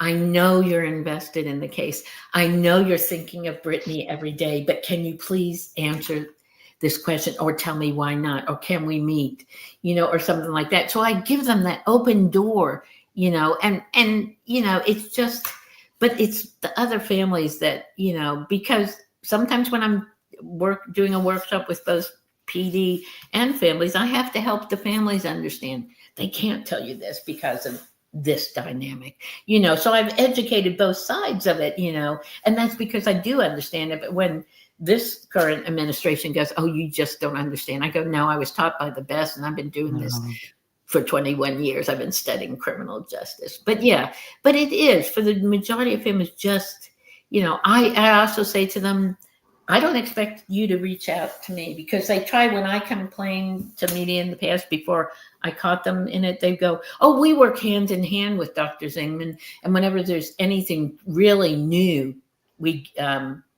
we will contact her. That really new means we will talk to her once every year, and stuff. But, it's just, I don't expect them to reach out to me. I understand they're busy, but it's when they ignore the contact from our end, and not reach. I stopped calling because they say, oh, we didn't get that message. We didn't get that message. We didn't get that message. And I couldn't prove it. What am I going to do? Request their phone logs? Shelley has a question. It looks like it takes up a couple of sentences. So let me see if I can piece it together. My answers usually take away too many sentences. So Shelley's question is, Maggie, my question is, her friend whose dad was a DA in another county had to have a lot of law enforcement contacts. Is it possible that maybe the young lady knew something, entered the crime scene, saw something, and some mistakes made by law enforcement that were covered up initially. Maybe she does know something. Maybe she saw something. Maybe she saw someone and told her dad because she was scared. And what happened to her friend that she gave a ride to. You said that her friend That's was all the scared. same person. Oh, okay. Yeah. All right, let's go to the first question. Yes. Yeah. Is that more or? Yeah, but let's pause there. So the girl that Lady. did the one that initially, the friend that went there was told not to enter. Is it possible she did and she saw something? That's a possibility, and we have, because of just the way they are, we've looked at things, and these are all questions where we could go back. He was a DA in another county, so the reason I'm saying that's a possibility but not a probability, maybe, and this is just me, so I always just throw everything that everybody says to me to the people behind the scenes because I want them to look at it too. Jeff, Mike, Dave Walker, they're all meeting with me and asking the same questions I am. And they are all the people that were on the case for those first 12 years. So, and I've complained to them about these things, and I send them all the tips, and stuff. And they've really been fighting for me and stuff. And so in that loop, it still could be possible that she did, but just the way they're so open to me, I am thinking, even though I'm going to send this to them because I think it's a good question, I'm thinking somewhere along the way when Eddie took over the case, something happened. I'm thinking, and it made me think about it when I started thinking about the medical examiner's report. Something kicked me at CrimeCon, and I started thinking, why didn't they send the nails off as the first DNA to analyze? Because even, Detective 101, that. And so I started wondering, was that evidence lost? Is that why it wasn't till 2019 that they said? I mean, I still think, Shelley, that's a great question. I'm going to send it on to the people. And then the other thing is, she's communicated with me a lot. It's sort of the same with the boyfriend, but I'll tell you about another suspect, which will be interesting. But I'm trying to think of how to say this without saying it. So there's reasons that I could know. So, they're either really good liars or they weren't involved in it just because of how involved they've all been in it. So as I said, a lot of the old suspects we need to look at them again. They're not saying. We had a great suspect who was walking around the mall. This is when Jeff was still there. And some of the young ladies who worked at the mall called the police homicide and said, there's a young man walking around pretending that he's part of TPD and acting like he's part of the case and asking us all these questions and stuff. And he doesn't have any badge or anything like that. He was a security guard at the thing. So Jeff looks into him and he said, Maggie, this looks like a really good one. I'm going to be surprised if the DNA doesn't match or that he'll say no. So he looks into this guy. Brittany had him in her phone.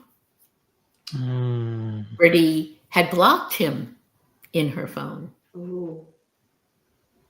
Years ago, I couldn't talk about this because they say it hurt the case. At year 21, when they're refusing to let anything out, I'm talking about everything. But I think he was a little bit hesitant to take the DNA because people just don't understand. But Jeff told him what DNA really was. We can't falsely incriminate you or anything and stuff. But we're hoping, he'll either refuse or it'll match. And that was one of the worst calls I got from Jeff, because he was almost crying, and he said the DNA did not match. He was one of the main people when we had this new DNA, or when we knew the first DNA was supposedly not our killer. Then we should have gone back and looked at him again. But this was in 2019. And so Eddie Majors was the one who was the detective then. And he had been good with Jeff, but he's just shut down, thought I was sharing things I wasn't. He was not allowing anybody to look at the case. I mean, it was just crazy, but I also know things about the current DNA.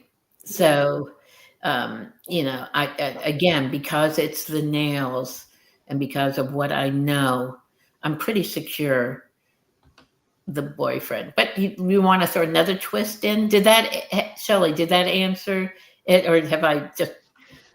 Shelley says, see, that's what I thought initially. She knows something, Maggie, and she took years to come back and to tell you about that part.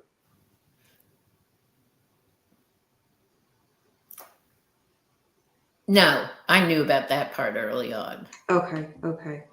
Now, another interesting thing is a friend who I am in touch with called me in 2016 and said, did you know why Brittany came down to Southern Texas to visit me? I remember part of that. Yeah. The Corpus Christi area thing. Yeah, thank you. Oh, you're so good. Maggie, let's not spread lies here on Danny After Dark. We're not here to do that. Just the facts. Whatever. Or South Padre Island. Good researcher.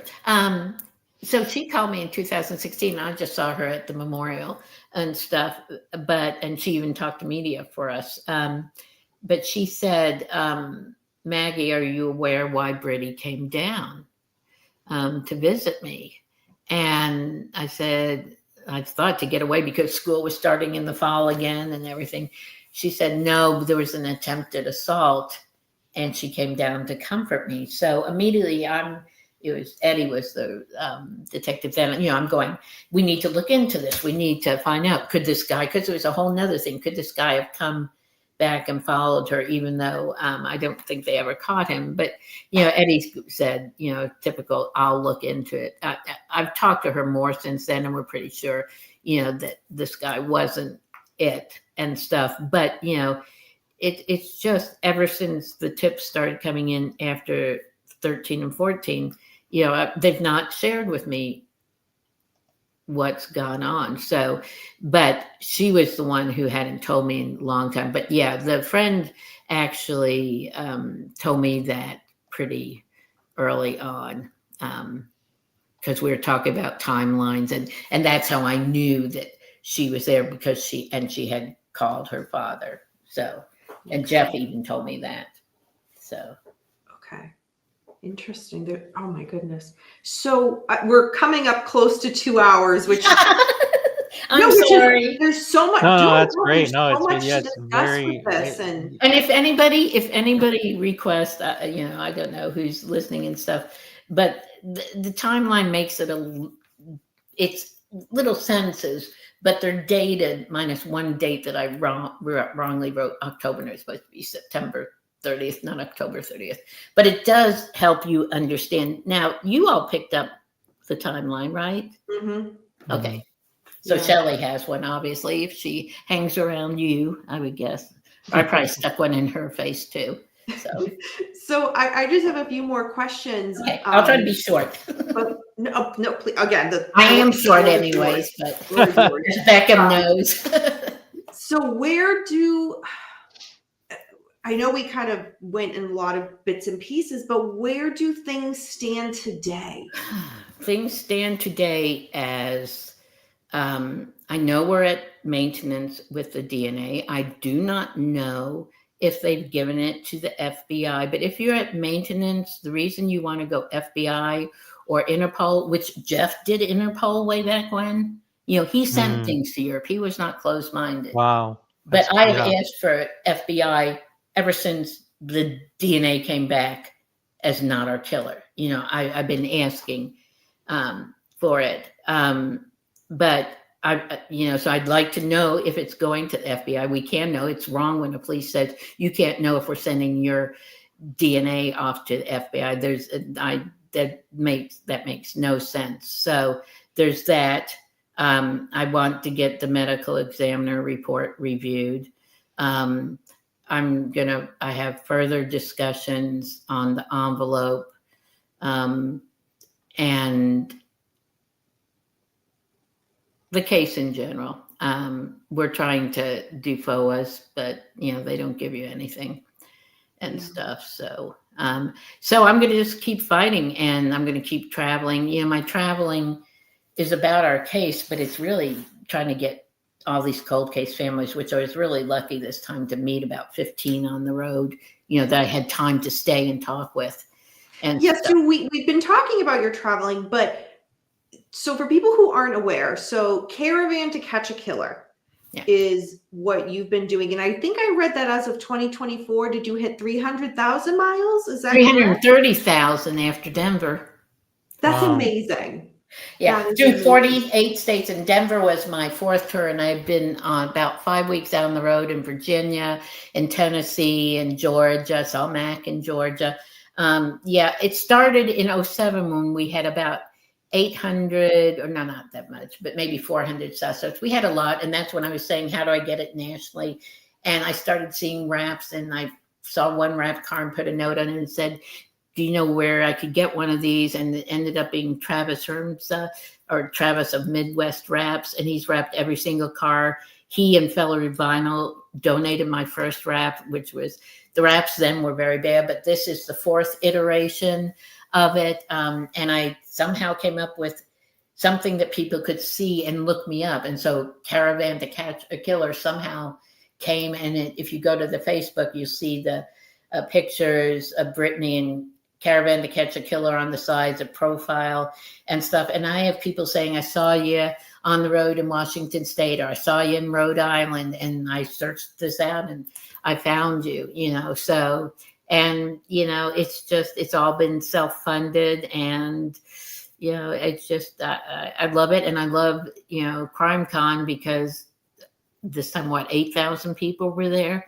I heard 7,000. Yeah. So, that's a lot of exposure. And especially there's so many famous cases when somebody like ours, because our case is the girl next door. And most cases are the girl next door. They're not sensational. They're in the middle of the night, in middle America to middle class, and they're the ones, Tulsa says they have a 99.8 solve rate on their active cases. Go look at the cold cases, because they have one cold case detective. They just funded a part-time assistant for the second largest city in Oklahoma, and they pulled him to active cases. So hopefully we've got 2 lawmakers trying to do some homicide survivor rights. So I'm trying to work with them on that, because this is criminal that a 21-year case, a police department can say, sorry.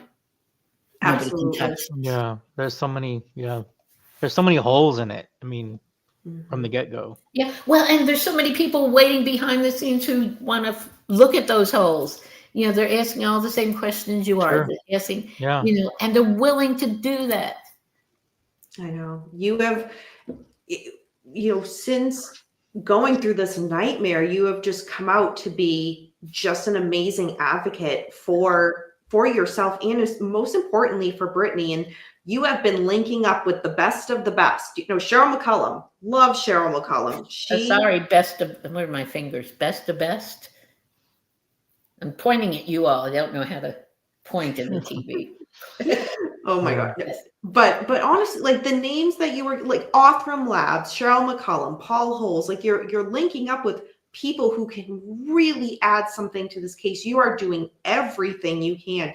Caravan to Catch a Killer, you are getting Brittany's name out there and her face out there. Somebody knows something. Yeah. And you are doing everything you can. And on the one hand, what you're doing is so admirable that you're able to do what you do, because not every person could, but to connect with so many other people and families who have lost a loved one in a similar way, and to create almost like a community that no one wants to be in, but at a community where you all you hear each other and maybe can be of a resource to each other. Definitely.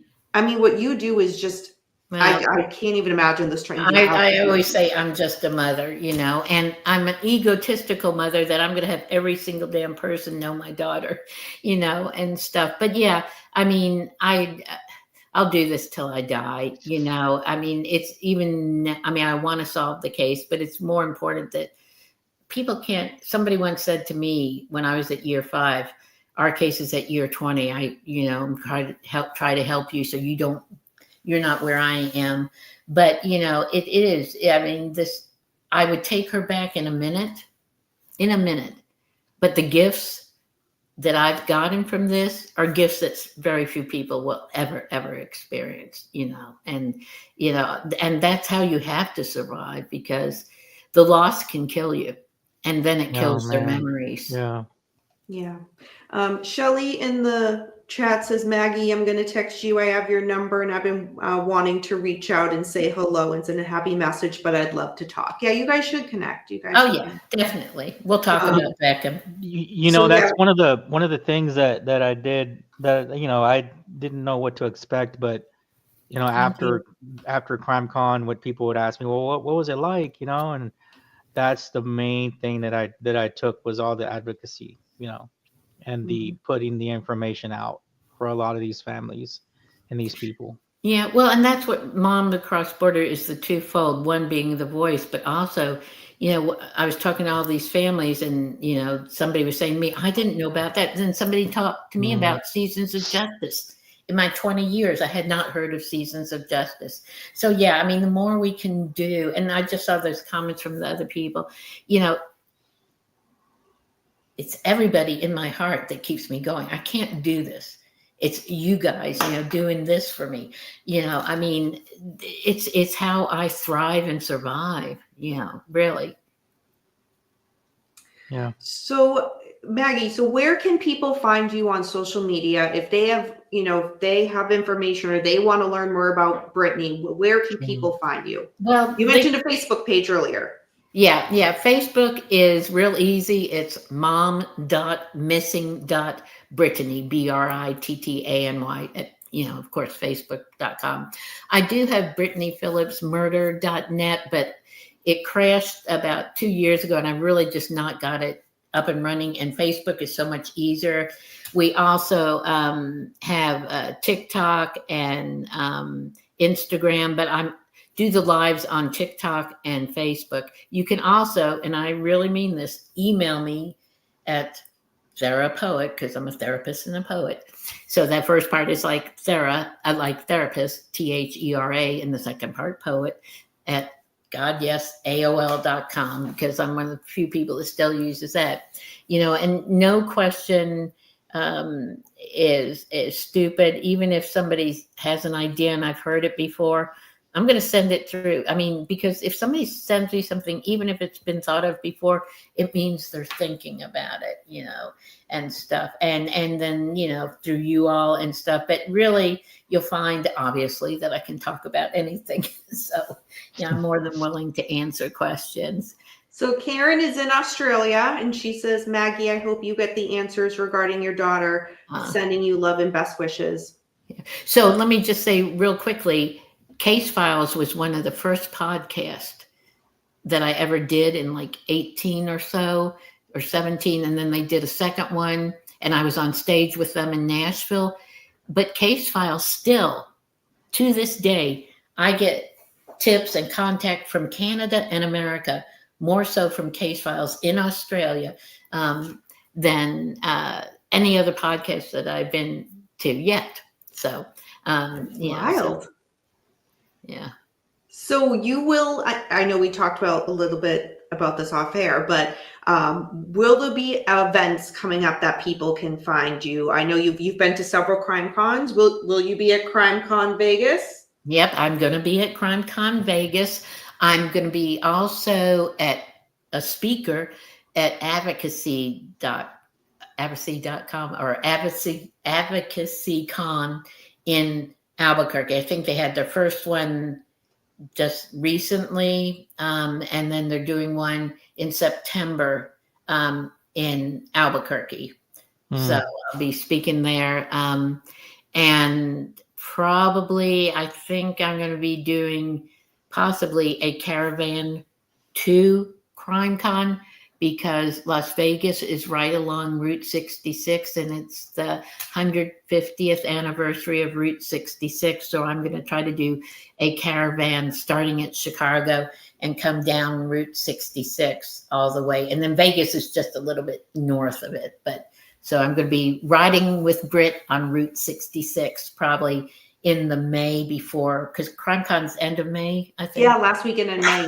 Yeah. So I'm going to be doing that probably all of May, and calling it Riding with Britt on Route 66. So once you get to CrimeCon, I was able to see your caravan in Denver, but it wasn't until we were leaving. I saw it parked and I was like, oh, I wish I had time to. I definitely want to link with you for your caravan while we are in Vegas this next May. And yeah, we can leave Beckham in the dust and go off and have some. Well, and I was really lucky, at Orlando, there was a big walkway, and I was able to park out there for a day, and then it was fire lane. Yep. It was the whatever they call it, the valets, who when I said, can you park me near that walkway, they said, we'll do it better. We'll park you on that little ramp. And so I had that on that ramp the whole CrimeCon. That was unbelievable. So yeah, I remember that in Orlando. I don't know if that'll luck that in Las Vegas, but I've done stories at Las Vegas before, so. Oh my, if you want stories about Las Vegas, Beckham has quite a few. He said it was 10 years ago, but I don't know. Oh no, I've gone a lot. No, yeah, I've gone a lot. He goes quite frequent. You know what, Maggie, we'll have to have a I'm a pro when it comes to Vegas. Well, yeah, I mean, I have a couple of friends that are even know more of the ins and outs, but yeah, I've had my. We are not going to get Maggie in trouble in Vegas. Calm down. I just don't gamble. I mean, I don't like gambling. It's no fun. Now junking at an antique store, that's my gamble. So question, because we are a big pet-friendly community here. I myself have 6 cats, and a lot of the viewers here have pets. So Maggie, do you have any pets? Yes, and I can hear them barking very quietly. So I have 4 pets. They all have Brittany-related names real quickly. The oldest just turned 18 this August.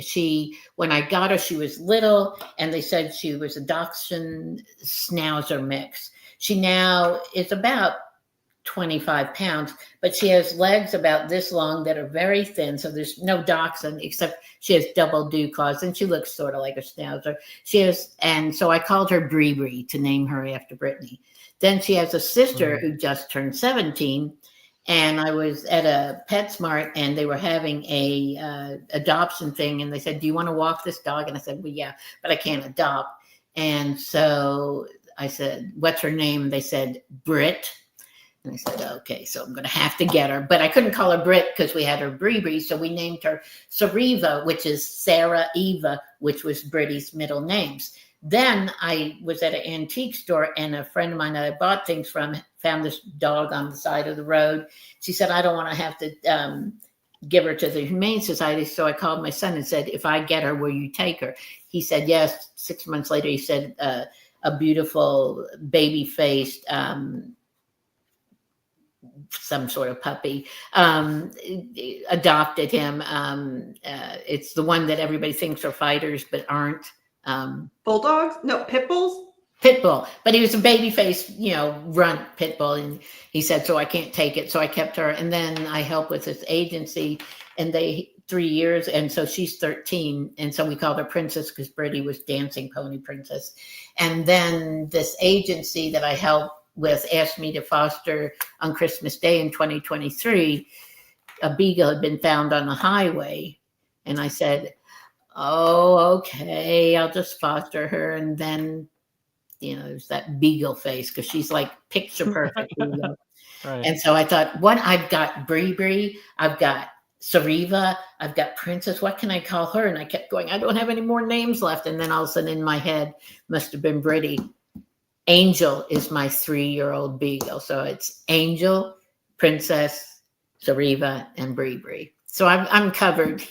Bree is 18, so I'm not sure how much longer. Oh my, and a 17 and 18-year-old dog. That is incredible. And we have a big backyard and they that run. is. They're both blind, but Oh my goodness. That is amazing. Oh, love them. Love them. Oh, I'm such an animal person. Me too. Oh, well, thank you, Maggie, for coming on. I really appreciate you coming on and telling us about, Brittany's case and Brittany's story. And let's hope that in the near soon future, you get some answers on what's going on with this, and anything that me and Beckham can do to help spread the word about Brittany's case, more than happy to do. Yeah. Well, and everybody, I mean, you all definitely already know this, but you have a place in my heart, because I mean, I connected with you all right away, and doing this is such a gift. I mean, I couldn't survive without things like this, but this was great. I warned you that I could go on and on and on. You know what? Anytime I get to talk to somebody on here and it's not Beckham, it's an amazing thing. Poor Beckham. Poor Beckham. I'm used to it. All right, everybody. Thank you so much for joining us for Danny After Dark with this interview with Dr. Maggie Zingman regarding Brittany Phillips' case. All of Maggie's information is down below, so check her out on social media. Like she said, any questions, if somebody knows something, please get in contact with her. Or just an idea off the top of your head, Absolutely. Thank you again, Maggie, for joining me and Beckham. And remember, everybody, until next time, we don't live in darkness. Darkness lives in us. Bye, everyone.